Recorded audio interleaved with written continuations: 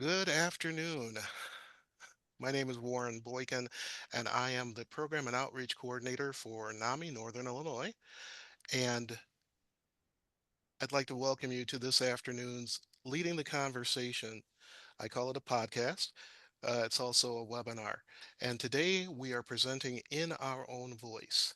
We have a number of wonderful speakers here lined up. And just before we get started, I want to tell you a little bit about NAMI. NAMI is the National Alliance on Mental Illness. It's the nation's largest grassroots mental health organization. We provide advocacy, education, support, and public awareness so that all people affected by mental illness can lead better lives. At NAMI Northern Illinois, we provide mental health resources, advocacy, and support to those with a mental health condition, as well as support for their loved ones. Some of our peer-led support groups include NAMI Connections, a family support group, a group for caregivers of the mentally ill, and a group to support teens as well. We also engage with the local community by providing a variety of learning opportunities and events throughout the year. In order to find out more about our activities and to get involved, please see our website, naminorthernillinois.org. And now I'd like to turn it over to the captain of our In Our Own Voice team, Jeanette Towns, to introduce herself and then our speakers. Good afternoon, everyone. My name is Jeanette Towns, and I am going to be the one introducing each of our speakers, our panelists for today. And I am going to start today with Logan White. Logan is a husband and father. He is employed by the National Youth Advocate Program, better known as NIAP, and he is passionate about mental health. He has a nearly 1-year-old daughter. Take it away, Logan. And before you start, Logan, I just wanted to mention if people have questions during the presentation, they can feel free to put those into the Q&A box at the bottom of the screen, and we'll take those questions at the end of the presentations. So thank you very much. I forgot to mention that at first. Well, Go thank ahead, you, Logan. Warren. Thank you, Jeanette. Hello, everyone. My name is Logan White. I am 31 years old, and I'm a musician and a musical tinkerer in my off time. Coincidentally, I come from a long family line of musicians and members of the arts, everything from guitarists, pianists, vaudeville performers, even the occasional accordion player. But in short, self-expression is and always has been a large factor in what defines my family and I.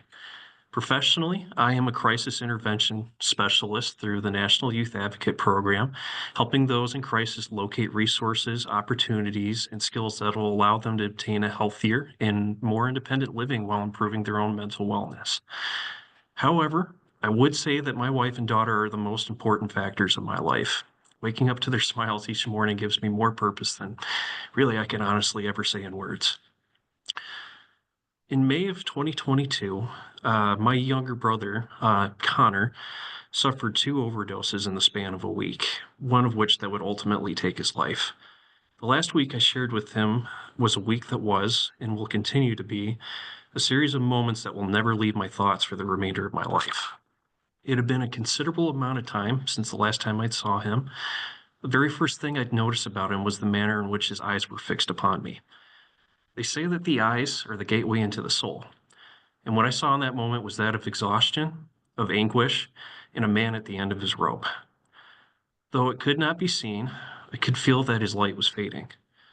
And in that moment, for reasons I cannot explain, I understood. I understood why he chose to follow me in my footsteps. I understood why he never took a moment for his own. Any reservations, any past turmoil quickly evaporated from me, and I then understood the role in which I was meant to play in my brother's life. And I had promised him there and then that I would be at his side every moment to give him the life that he needed, that he so desperately deserved for himself. However, despite my wife and I's efforts to correct the course of this situation, my brother would be deceased within 12 hours of when I last saw him. In the months following his passing, there would be more times than I can count when really the air in my lungs would escape from me. as well as what I can only describe as ambiguous noise that would flood my thought process and how I would approach other people and things in general. I at first identified these symptoms as part of a grieving process, really, as something any individual would encounter when losing a loved one. However, it would get to the point where my thoughts would begin to race of really any eventuality, often the most critical, and effectively bracing myself for such a loss to take place yet again. I have often heard that it takes strength to approach and overcome hardship. Strength is not what I carried in my heart when it was placed on me to tell my parents that they had lost their son. Strength was not what I carried when I carried my brother to his final resting place. Rather, it was sacrifice that was in my heart.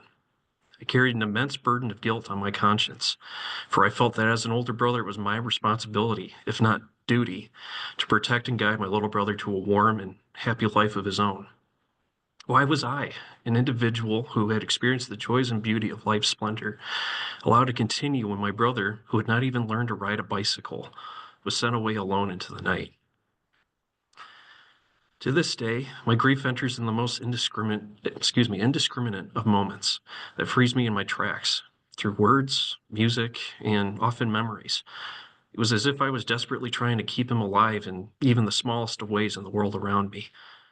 I would come to realize in time that many of these moments were in fact triggers that would draw me into not only that moment in time, but the emotions, the weight, the gravity of the situation as it unfolded. I would also slowly but gradually become much more of a recluse with not only my friends, but with my family as well. Relationships that I once cherished now diminished in meaning and in purpose. And while I never considered myself suicidal in nature during those days, I began to materialize in my mind the fragility of life, and through that lens, the purpose of our actions in our respective lives. It was then, through the use of extensive therapy and the use of anti anxiety medications, that I began to feel not only like myself again, but that I was also in control of my actions. I began to find meaning where it was previously illogical to do so. Through extensive counseling, I slowly began to realize that I would place immeasurable amounts of guilt upon myself for actions that were well outside of my own reach. That in my process of grief, I was still, years later, bargaining to carry on as much on my shoulders in order to give my brother the life he deserved. Ultimately, the loudest thought that rang from my mind was that of all this trauma and this grief, I had to ensure that it all meant something, that in some way it made sense.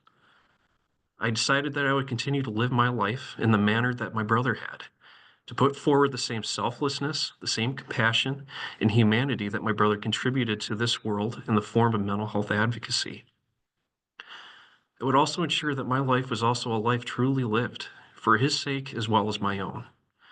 It has emboldened me to become a better advocate, a better husband, and now a better father. In recent times, I would have to say that the relationship I have developed with my counselor has significantly added to my personal and ongoing recovery in relation to my mental health.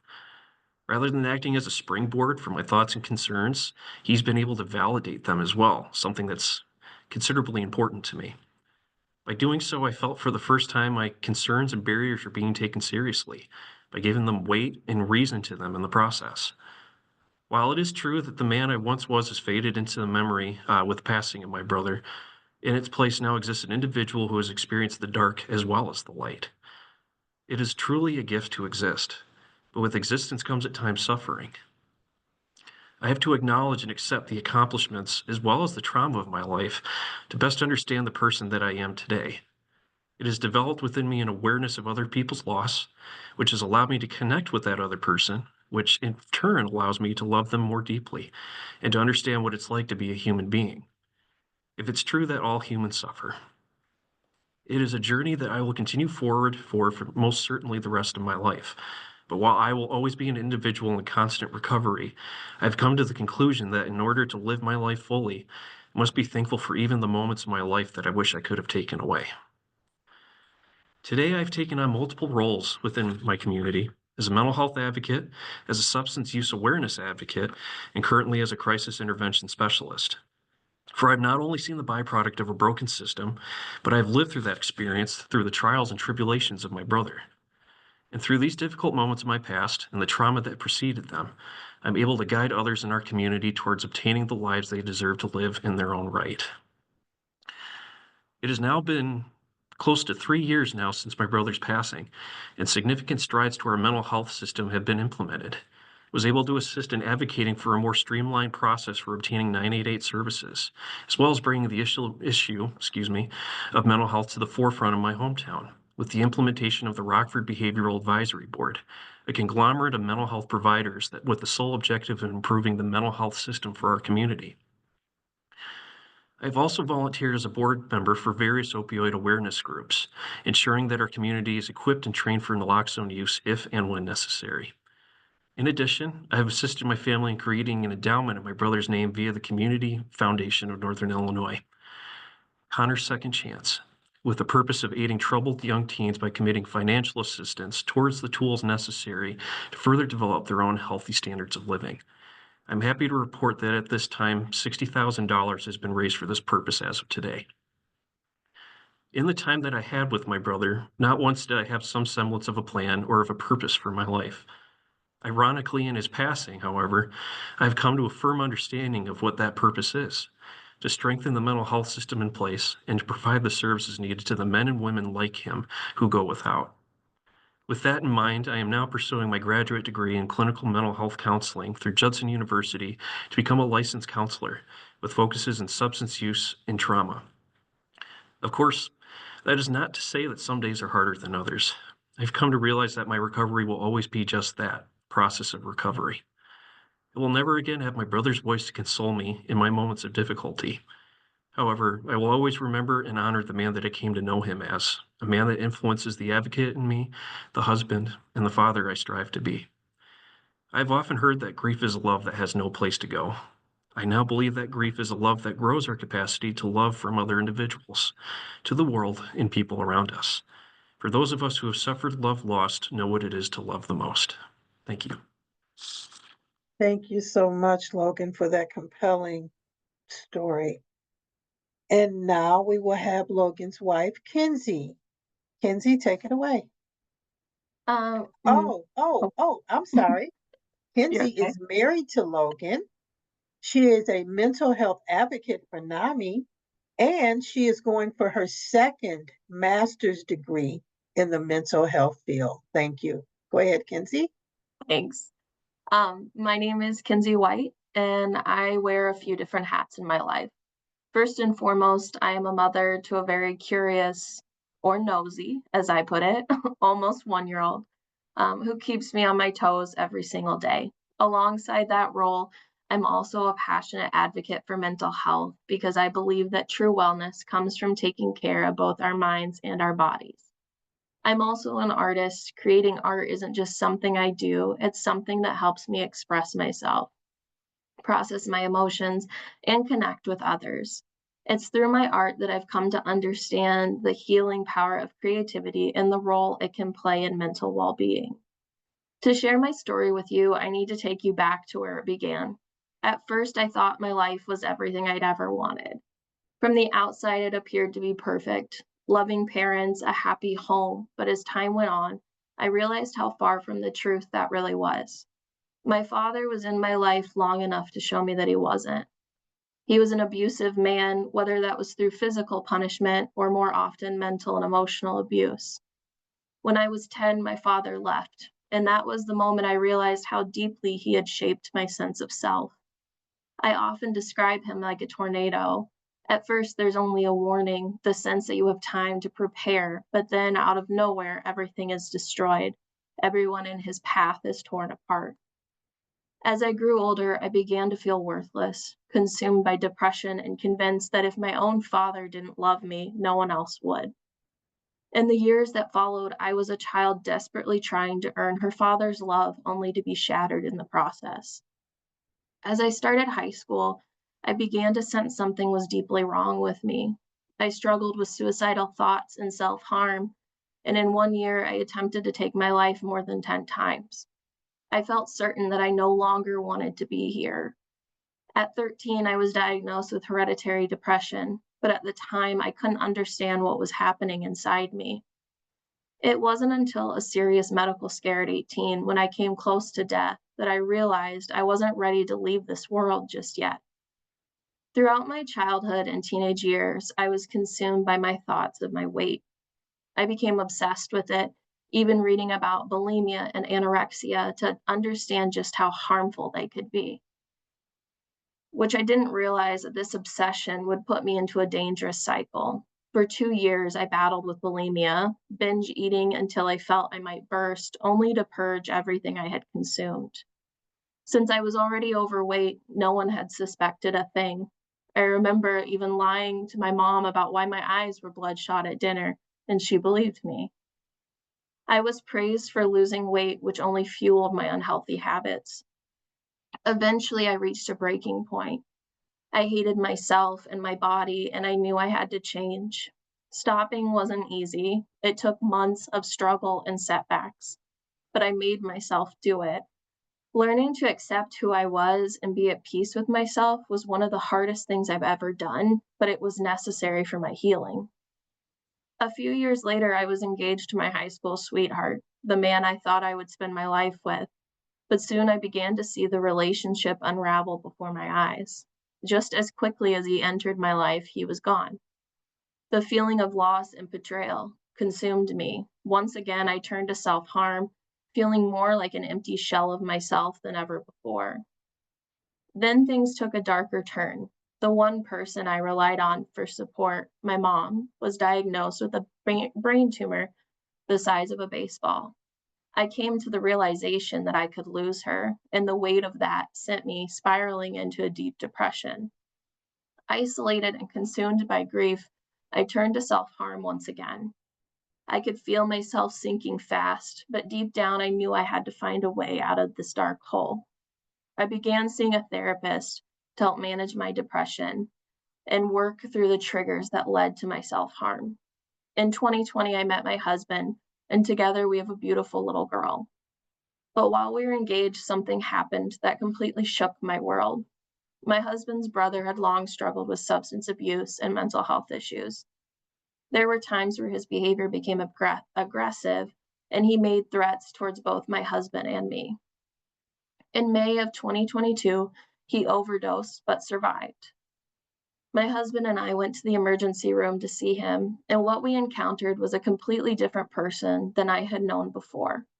I can only describe him as looking like a whipped puppy, broken, vulnerable, and full of regret. He apologized to us and said that he wanted to turn his life around, to get clean, and to do better. We made the decision to support him. We took him to his home, cleaned it up, bought groceries, and spent every moment we could with him that week doing whatever we could to help him on his journey towards recovery. On May 27th, 2022, I left work early to spend some time with him before my husband was off work. I knocked on his door and there was no answer. I knocked again and there was still no response. I assumed he was in the back room and couldn't hear me, but my gut told me that something was very wrong. I unlocked the door and I found him. I vividly remember calling 911 and gripping the corduroy chair in my hand, feeling the cold fabric beneath my fingers. I kept hoping he was still alive. When the paramedics arrived, one of them looked at me and said, "We need the coroner." And in that moment, it felt like the world stopped. I wanted to collapse, hoping that he was wrong, that this was some terrible dream, but it was real. I now had to make the hardest call of my life to tell my husband that his baby brother was gone. Then came the heartbreaking task of informing his parents about the loss of their youngest child. I will never forget the image of his mother staring forward, gasping for breath before collapsing to the ground in uncontrollable sobs. That day completely changed my life, not just because Connor died, but because it marked the beginning of my struggle with post traumatic stress disorder. I found myself battling intense symptoms, flashbacks, nightmares, and overwhelming fits of rage. It's going on 3 years, and I've only been able to visit his grave twice. The nightmares became all consuming, often replaying in my mind the image of walking back into his home over and over again, as if I were stuck in an endless loop. Sleeping became a terrifying experience as I dreaded reliving that day each time I closed my eyes. There were mornings I would drive to work sobbing uncontrollably as the weight of my PTSD symptoms took over my life. I became withdrawn, distant, and numb, feeling like a mere shell of who I once was. I knew if I didn't seek help, I would fall into an even darker place. It took me a long time to come to terms with the fact that I had a mental health condition. I struggled with the idea that something is wrong with me and the fear that this diagnosis would label me and push me away from others. I clearly remember growing up and my mom telling me that if I ever started experiencing any symptoms that I should let her know so I can get the help that I needed. But for years I ignored that advice. And eventually I did come to accept that it was okay for me to not be okay. I had to try multiple medications for depression before I found the right one, a process that involved enduring severe side effects from wrong medications, panic attacks, tremors, migraines, and more. I began seeing a counselor, and I now have been working with her for 5 years. Today, I'm on medication that helps manage my PTSD, depression, and anxiety, and I continue therapy once a week to process my emotions. I also rely on coping strategies to get through each day. Whether it's spending time with my daughter, drawing, or watching my favorite TV show with our dog, these simple moments help me to manage my mental health and keep moving forward. It's taken a long time, but I've made it to the other side, now in recovery and understanding that life doesn't always follow the plan we set, but maybe that's part of the plan. Today, I'm a mental health advocate with NAMI Northern Illinois, working to ensure that people don't fall through the cracks of our broken mental health system. I've also earned a master's degree, becoming the first in my immediate family to complete a college education. And I'm blessed with a beautiful daughter who is my everything. I'm currently pursuing a second master's degree in clinical mental health counseling because my personal journey is what drives me to become a therapist. I want to be the reason that someone survives their mental health struggles. I want to be part of changing a mental health system that continues to fail individuals like Connor. Above all, I want to show my daughter that even in the midst of chaos and loss, that there is still good in this world. I've come to believe that this is the path God always intended for me. He just wanted me to take the scenic route. Thank you. Thank you so much, Kenzie, for that. You and Logan have gone through so much, and I really appreciate you sharing this with the public in order to help others. Next, we have Mandy Capitelli. And Mandy is a new and active NAMI volunteer with a military background. She is the mother of 2 daughters. All right, Mandy. All right, thank you. As Jeanette said, my name is Mandy, and I live with mental illness daily. I'm a mother of 2 beautiful teenage daughters, Ariana and Kaylee. I'm educated in theology, behavioral science, and psychology. In my career journey, I've worn many hats. This includes everything from being a bus driver, warehouse supervisor, marketing executive, youth minister, correctional employee in the prison system, and the list goes on. One thing I'm most proud of, though, is my service to our country as a United States sailor. Unfortunately, however, the Navy is the source of the main trauma that led to most of my diagnoses. I joined 2 days after my 17th birthday in June of 2001. I was scheduled to go to boot camp in November, but that all changed when 9/11 happened. Anyone who was enlisted and had not yet gone to boot camp was sent immediately. So here I am, barely 17 years old, unable to even vote for the president or have a legal drink, and heading off to the military in a time of war. Sadly, in 2001, there was a policy called Don't Ask, Don't Tell. It meant that you can live as a gay person and serve in the military as long as you didn't tell anyone. And in return, they would not ask the question. However, they did not tell me about this policy when I entered. After boot camp, I was in tech school when I started dating another sailor who was female. Without details, what I can say is that 19 male sailors sexually assaulted us in an attempt to make us straight. We were left in the bathtub by them and returned to training on Monday, not knowing what to do. We were called into the captain's office, who was watching a recording of our assault on his computer. Though I was devastated, I was also very relieved, thinking that we had gotten help. He paused the video and asked if it was us we were hearing and if this actually had happened. We said yes. And then he explained the policy of don't ask, don't tell, and let us know that we had broken a major policy in the military. We were given the option to take 20 morning after pills or sign our dishonorable discharge. After spending 2 weeks in the hospital from the pills and then 2 weeks in the brig as punishment, I carried on with life and I became the best sailor in the Navy. I earned many service medals, accolades, and honors. I buried my trauma deeply. After discharging, I became a youth minister and became educated in theology.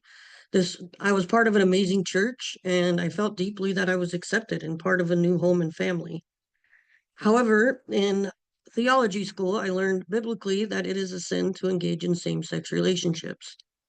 I did not want to lose what I had, so I stayed closeted. A friend who knew about my military assault felt he was sinning against God by not expressing this to the leadership of the church. They disapproved, and I left ministry and came to the Midwest because I had family here. So, after being told by the Navy and the church that my life choices were wrong, I then closeted, married a man, had 2 beautiful children, and started living the American dream as someone I didn't even recognize. When this didn't work out, we were divorced, and I continued to move on with overachieving promotions, 6 figure salaries, sales awards, and accolades, helping everyone else while I ignored my own pain and confusion. So until 17 years after my military assault, I never said a word about who I was or what had happened to me. Fast forward through those 17 years later, and after losing my job due to medical reasons, I found myself jobless, sick, and terrified. This is when my trauma had its opportunity to manifest into what seemed like life destruction. Without being a workaholic or feeling accomplished, everything bubbled up to the surface. My Navy trauma, childhood trauma, abuse, and pain took over everything. I had 9 jobs within 1 year and ended up scared, under tables, frozen, or blacked out, resulting in a lost job and usually another trip to the mental health ward of the nearest hospital. I had nightmares and flashbacks. I went from very capable to absolutely incapable and started losing everything in my life. I learned somehow that alcohol would calm the pain, the noise, the nightmares, and many other symptoms. However, that created many more problems. While trying to figure out what was happening, I was drinking a lot. I was homeless a handful of times. I had more than 40 mental health hospitalizations, 6 to 8 mental health or alcohol inpatient treatments, and complete loss of myself. Throughout these hospital stays, I was diagnosed as having the following: chronic post traumatic stress disorder, PTSD induced psychosis, major depressive disorder, mixed anxiety and depressive disorder, and substance use disorder. Finally, a couple years ago, I made it back to Rockford, where 2 very amazing friends from my past helped me get into the homeless shelter. I was scared and so messed up that I couldn't even take the mandatory shower without assistance from my friend and the staff. Eventually, I was asked to leave the shelter for reasons that are a whole nother story. So here I was, homeless again, drunk again, scared and alone again. I ended up in a shady motel, sleeping on the floor with cockroaches, paranoid, afraid, suicidal, and scared. I was door dashing 2 handles of liquor a day to my room and trying to figure out how to successfully exit this world. One of the times that the cops came to help me, they brought the mental health crisis team along. I know them as the CCRT. They came in and talked to me in a human way. They didn't shout or threaten me. They didn't demand that I do things that I couldn't execute in my fear. And most importantly, they made me feel something for the first time in such a long time. And now, for the first time, I thought I had a chance. They kept coming around every corner, cheering me on, helping me feel valued, and reminding me I wanted to stay alive. Not to mention the resources that they made available to me and the compassion that they had to see me do well. This is when healing finally got real for me. I made some really difficult decisions and I went all into getting better. I created accountability and accepted every resource I had available to me. Now I'm learning that I am strong, I am capable, I am human, and I'm worth it. I have an amazing support network to lean on, including NAMI, who loves to kick me in the rear and if I need it. It isn't easy, it's not given, and it darn sure isn't comfortable. During all my homelessness, psychosis, and drunkenness, I lost all hope, but somehow had it restored. Now life is definitely hectic, but for all the right reasons. I'm managing my diagnosis. I have an amazing home, people who love and care about me and actually trust me. I have a lot less fear, pain, and self sabotage in my life, and I'm doing my best to help inspire others. When you have an invisible disease, but an uncanny ability to connect well with most people, it's hard for anyone to believe that you are fighting a consistent battle in your own mind. It's hard to understand that if you stop fighting this battle, you will likely lose. So I challenge you to consider next time you meet a happy person who seems to have all the things you wish you had and take a little bit look a little bit deeper. They might be hurting, lost, and alone, waiting for their own crisis team. Maybe they don't even know yet because they haven't experienced their first manic episode, or when they did, they weren't taken seriously because they were using substances to make it through that day. Please look for the positive instead of the negative. Help, don't hurt. Be a part of the solution. Look for help if you need it. Most importantly, fight the stigma. My name is Mandy. I'm battling, I'm learning, I'm trying. I'm beautiful, useful, and powerful. I take psych meds, and I go to groups in order to keep on track. I have PTSD, but I am not PTSD. I have psychosis, and I am not psychotic. I have depression and anxiety, and most of the time I'm happy and appear normal. Will I ever have a traditional job again? Maybe not. But now I know my job is my voice, and I intend to continue to use it for good. Thank you for listening. Thank you, Mandy. At this point, I should have done this earlier and I apologize. I want to give a trigger warning. Um, some of our stories can be triggering to certain audience members. Please take care of yourself. If you need to walk away from the um, speeches, do that. Take care of yourself first and come back and join us if you're able to. And we thank you for that. Okay, next we have Jennifer Wetzel. Jennifer is our newest In Our Own Voice graduate. She is also interested in training to become a NAMI Connections support group facilitator. Good afternoon. My name is Jennifer, and the first thing I'd like to share with you about me is though most of you might start your day with a cup of coffee, I start mine off with cuddles from my 75-pound boxer dog, Hank, who thinks he's a baby.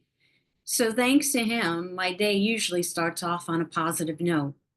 He's my best friend and a natural therapy dog. I describe Hank as a natural therapy dog because he is incredibly in tune to my feelings and emotions. He seems to know exactly what I'm going through and exactly when to help me. The moment he notices that I may be in distress, he comes to me and literally puts his arms around me. He is always ready to sit on my lap while covering me in kisses, turning my tears to smiles. Apart from being a dog lover, I'm a voracious reader and enjoy historical fiction works such as America's First Daughter, which recounts the story of Thomas Jefferson's oldest daughter, Martha, and Z, the story of Zelda Scott Fitzgerald, who was also plagued by mental illness. When I'm not engrossed in reading, another one of my favorite activities is spending time with my close-knit family. We often have dinner together and each share in the responsibility of creating the meal. I'm not particularly a fan of cooking, but for me, um, everything just tastes better when we're eating together as a family. Something else that I'm very passionate about is NAMI's In Our Own Voice program. And I am very excited to be here with you today and share my story. My story begins at age 10 when I saw my first psychiatrist. I constantly complained of stomach aches, but no physical reason could be found to explain them. I never wanted to go to school, citing that I was ill. I always wanted to be at home and was not a social child. I showed other signs of depression, like not eating and fatigue. At that time, I had just lost my grandmother, to whom I was extremely attached. My father lost his high-powered job and later developed a drinking problem. which in turn affected the whole family. At 12, I made my first attempt to take my life. Unfortunately, that was not the last. Since then, I have had numerous bouts of depression. I've seen many different psychiatrists and therapists, had many different diagnoses, tried a plethora of medications, and made several attempts to end my life. Although I did go through periods of being able to cope and seemed highly functional, nothing seemed to work for me for more than a short while. Therefore, I just learned to live with being depressed. Depression made me believe that my mental illness was who I was. Wrongly, I let it define me.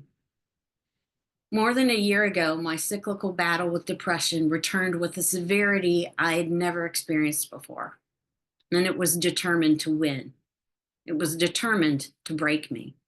It started slowly when my father died a few years ago, and I made the decision to return to the United States after living and working in Italy for 20 years. As I grieved for my father, I was also grieving for the life I'd lived for so long. It took me a long time to find a job. Then, when I finally did, it was not the right fit for me, so I quit. With the loss of this job, I felt even more like a failure. It was the breaking point for me. This led to feelings of worthlessness. I had no purpose in life. I was lost. I awoke every day with a sickening feeling of dread. My days and nights were blurred, and simple daily activities like getting out of bed, basic hygiene, and eating became overwhelming tasks that I could not manage. I stopped eating, and eventually the idea of food made me sick. I was underweight, and my hair was falling out. Um, at that point, I was so deep in depression that once again, I made an attempt to end my life and ended up in the hospital for 2 weeks. After so many years of dealing with my illness, I was convinced that help did not exist for me, as I had tried so many medications and alternative treatments, but to no avail. I was hopeless. During this time, I also isolated myself from friends because I didn't want them to see me depressed again. I didn't want to disappoint them. I didn't want them to think I was weak. I felt so much shame that I stopped communicating. I wasn't responding to calls, texts, or emails, and I certainly couldn't see them in person. So, along with major depression came social anxiety. I panicked at the thought of leaving the house.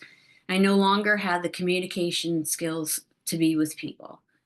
I felt I had nothing to offer anyone. I saw myself as a terrible friend, sister, and daughter.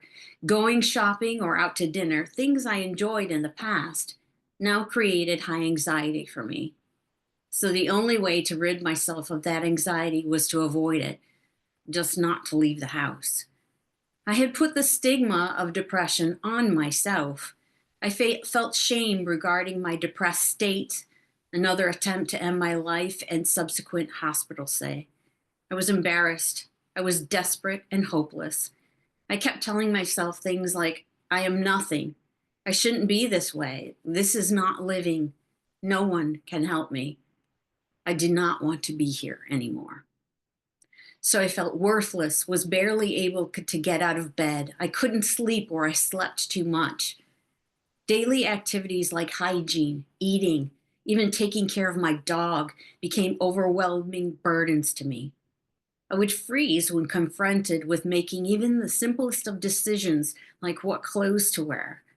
Leaving the house and being out in public meant extreme anxiety. My thought process was so slow and affected my ability to communicate. Nothing was pleasurable anymore. Moreover, I couldn't even remember the things I enjoyed or valued in my life. I hated who I was. This is what major depression was for me. Even though I had given up, my family had not. They continued to believe in me and they were willing to do whatever it took to help me. It was when I saw their never ending love and support that I realized perhaps I wasn't worthless after all. Perhaps there was hope. However, if I wanted my life to change, I had to be a willing participant in my recovery. I had to accept that if I wanted my life to change, I had to keep trying to get help, and I had to do the work. Depression is sneaky. It is incredibly painful, but it makes you believe that pain is comforting as well. The idea of getting better was scary. Depression was the known, and being healthy, the unknown. I knew that getting better would take a lot of work and willingness. I had to be willing to move in the direction of recovery despite the pain I would definitely have to face. And that required courage.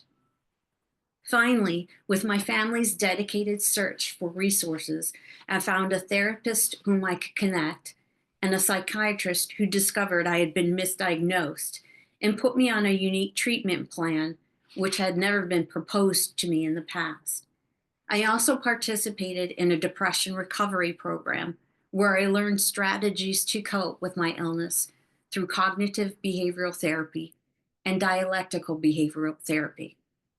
Cognitive behavioral therapy, or CBT, is based on the idea that your behaviors, thoughts, and feelings are all interrelated, whereas dialectical behavioral therapy, or DBT, comes from the philosophy of dialects, which means integrating opposite views, and works by helping you accept things the way they are and making changes for the better as necessary.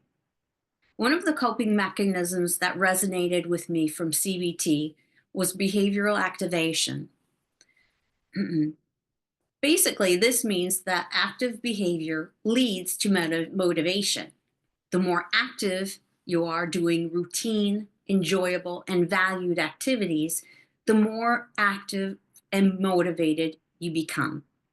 This philosophy works for me as I know the more active I am, the more motivated I am.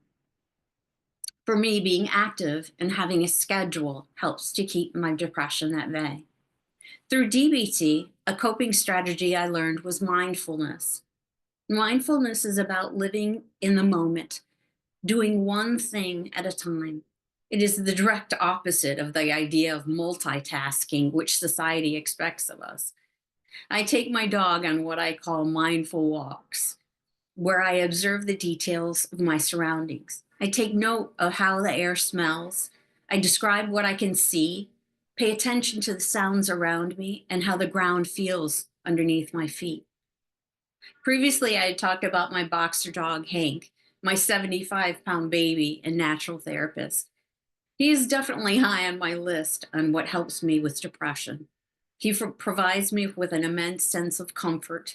He gets me up and moving, keeps me active and entertained, and in general fills my life with joy. Lastly, I would not have made it through this last battle with depression had it not been for my family and friends. My family, with their continual love and support and their dedication to getting me help. My friends, who also never gave up on me, even when I shut them out, showed their support by sending texts, emails, and cards to check in on me and let me know they believed in me. The presence of family and friends in my life has done so much to help me feel worthwhile and make my life feel like living. And with their love, I'm starting to learn how to love myself. Now, what do words like success and recovery mean to me? Success means being a functioning, contributing member of society. It means practicing recovery every day. This entails getting up every morning, taking care of personal hygiene, eating healthy meals, and exercising, taking care of my dog's needs, and helping out my mother to take care of her needs and household chores. It also means attending to a wellness plan, which includes taking my medication and seeing my therapist and psychiatrist on a regular basis. As for some of my past successes, I received my Bachelor of Arts degree from Columbia College Chicago, and for a period starting at age 14, I was a professional actress in the Chicago area, doing theater and industrial films for banks, hospitals, and other businesses. I also lived and worked in Italy, teaching English as a second language while on my own for 20 years. I've completed a 6 week program where I was able to learn coping strategies for my depression and start living again. I feel that I have now regained control of my life, and therefore I'm able to pursue activities that I am passionate about. One such activity is NAMI's In Our Own Voice program. I look forward to sharing my experience with lifelong depression to help others by educating them and spreading awareness. I am also very interested in other NAMI programs, such as Ending the Silence, a program that brings education and awareness of mental illness to high school students. In the future, I hope to continue my relationship with NAMI and perhaps even work for them on a full-time basis. Part of how I personally define success is also through doing acts of service. I will be volunteering at the Veterans Memorial Hospital in Madison, Wisconsin. I visit my best friend's mother, who is in a nursing home, as well as spend time with my brother-in-law's mother, who suffers from dementia. In conclusion, I would like to continue my path of recovery by taking care of my physical and mental needs, as well as being of service to others. I would like to thank you for taking the time to listen to my story and my experience with major depression. Something I hope that you can take away from today's presentation is that whatever form of mental illness you or someone you love may be suffering from, help does exist. Recovery is possible. I wish you courage. Thank you. Thank you, Jennifer. You are an amazing speaker. I know this was your first time. You're amazing. Thank Last but not least is me. My name is Jeanette Towns. I am employed by NAMI as a certified recovery support specialist, a mental health advocate, and I am in charge of In Our Own Voice for NAMI. So I am a mother of two accomplished daughters. My oldest is a registered nurse, a children's pastor, as well as a youth pastor. My youngest daughter is a business owner. She works at a school and she is back in school to become a preschool teacher. I have 6 active grandchildren, 3 boys and 3 girls. I am an avid cook and I love to feed my family and close friends on a weekly basis. I am also a very competitive Scrabble player who hates to lose even one game. I actually try to play until I win. So in 1995, my life took a dark turn after some medical malpractice. While I was in the ER with a complication, the doctor yelled to the nurse, "She's unraveling." I was promptly placed in a mental institution against my will. While there, I was wild, I was animated, and I was out of control. I couldn't shut up. I was unable to sleep for days at a time. Nothing the hospital offered seemed to help. Then one day, I was offered some medication for the first time. After reading the side effects, along with my then husband and my 2 daughters, I decided that I did not want to take the medication because it seemed like the side effects were worse than what I was already experiencing. That hospital shut down while I was a patient there, and I actually was the last patient in this hospital. So I was left to fend for myself with no aftercare, no treatment plan, no medication, and no education. What followed was 10 years that I referred to as the dark years. My diagnosis was bipolar disorder. So I went from periods of severe mania, and then I would plummet down into soul crushing, deep depression. Neither I nor my family knew what was happening to me. We were uneducated about mental illness. While manic, I was awake for days at a time. My speech changed and it was rapid. That is referred to as pressured speech. I was aggressive towards others and I had a terrible temper. While depressed, I wouldn't leave my bed unless it was absolutely necessary. I couldn't cook, clean, or care for my husband or my two daughters because I had no energy. My hygiene habits were very poor. I worried constantly. I didn't want to be around anyone. I was even suicidal at times. During my manic phases, I began to get in trouble with the law and I was repeatedly arrested. I was also institutionalized several times. I was even homeless by choice a few times. Imagine that, homeless by choice. While away from home, I was very promiscuous, even having relations with total strangers. That was very risky behavior, and I had no idea what was happening to me. After going to jail several times, I was declared unfit to stand trial, and I was remanded to a state run mental health facility. I was in for a 4-month stay. While there, I was educated, I was medicated, and I was very well taken care of. For the entire 10 years that I was profoundly ill, I had no insight about it, and I thought that I was perfectly fine. My brain didn't allow me to know that I was ill. The staff at this facility was amazing. I was medicated properly and I was educated on bipolar disorder. I discovered that I was a textbook case. After receiving the proper care, and I told myself that if I could, I would love to work in the mental health field if they would have me.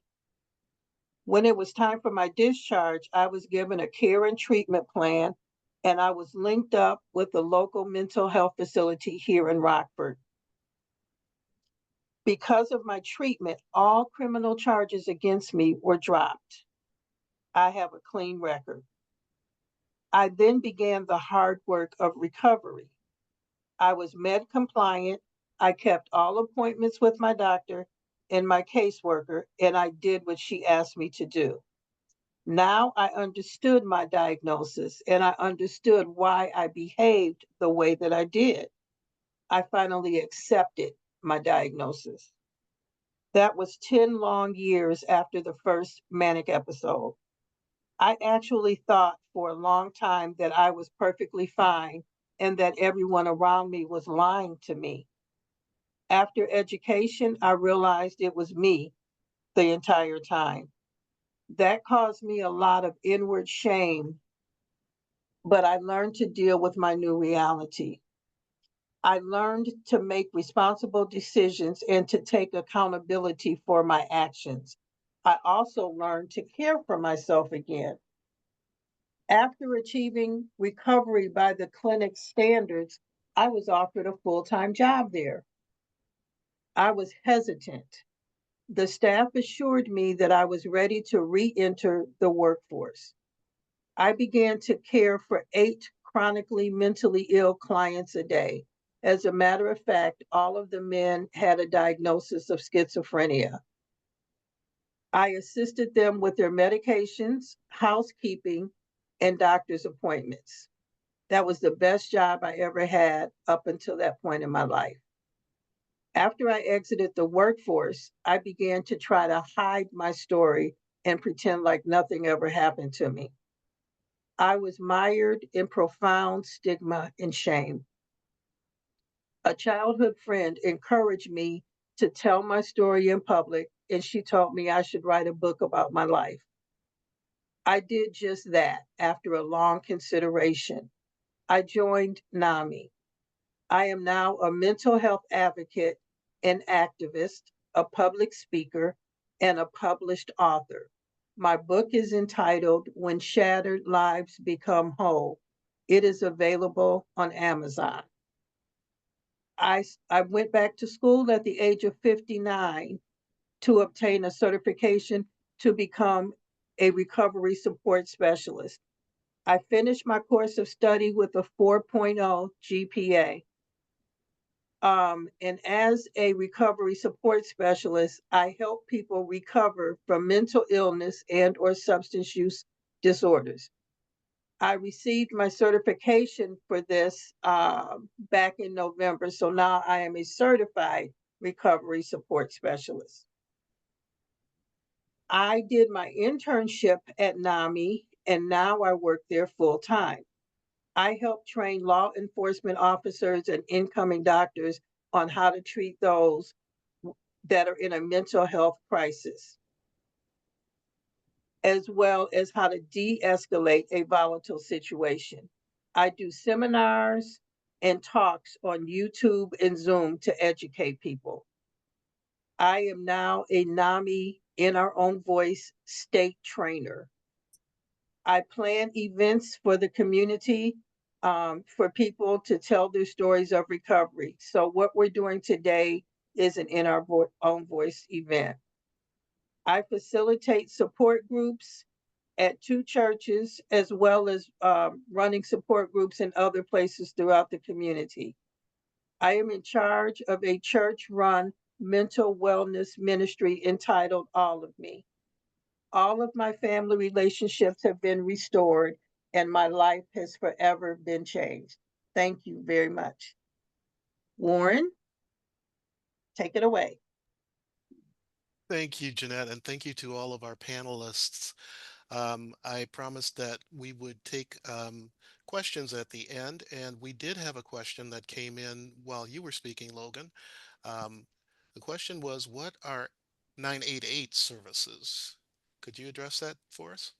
Yeah, so 988 is a nationwide free and confidential resource in the US for individuals experiencing any mental health crises, emotional distress, or suicidal thoughts or ideations. It can help connect callers to trained crisis counselors and provide support as needed, and links to local services should that become necessary. And that replaced the old 10-digit suicide prevention hotline, right? Hmm. And that's available throughout the country. And it's a wonderful benefit that we've added. Well, we've only got a couple of minutes left, and once again, I want to stress the fact that this presentation may have activated some feelings in people. We do have um, mental health advocates available here at NAMI. Kinsey is one of them. Jeanette is another. And you can reach us at 815-963-2470. Kenzie's on menu option number 1. Jeanette's on menu option number 2. And I am the program and outreach coordinator. I'm available on menu option number 3. Tonight at 6:30 till 8:30, we have the second session of our NAMI peer-to-peer educational offering. It's virtual. We'll be scheduling another session. This one's pretty full. I think we have one more seat available. If anyone is interested, feel free to give us a call. I thank all of you for joining us, and thank you to all of our panelists. It was a wonderful presentation. Take a look at our calendar of events on naminorthernillinois.org for further or future Leading the Conversation webinars. Warren, we have Yes, something in the Jeanette, chat. do we? Go ahead. What's the question? Just to thank you for the excellent presentation from all the speakers. Is this available presentation? Is this presentation available recorded to share with others? Yes, this has been recorded. Right. An We will anonymous, I'm sorry, and we will upload that to our YouTube page that you can find by searching for NAMI Northern Illinois on YouTube. an anonymous attendee said, God bless all of you. Keep doing wonderful things and helping others. This warms my heart and soul to hear your stories, struggles, and your strengths as it has come through and how you pay it forward each and every day to make a positive difference. Thank you for speaking and for what you do from the bottom of my heart. Thank you, all of you. Again, and thank you for all participating. And we're going to say good evening. I mean, good afternoon to all of you. Have a great day. Warren, Yes. sorry, somebody wrote in there about repeating the number for the office. Okay, go ahead, Kinsey. Why don't you say it for us? Oh, yeah, it's 815-963-2470. My extension is 1, Jeanette's is number 2, and Warren's is number 3. Right. Or you can search on Google for NAMI Northern Illinois. Thank you, Yeah. everybody. Have a great day.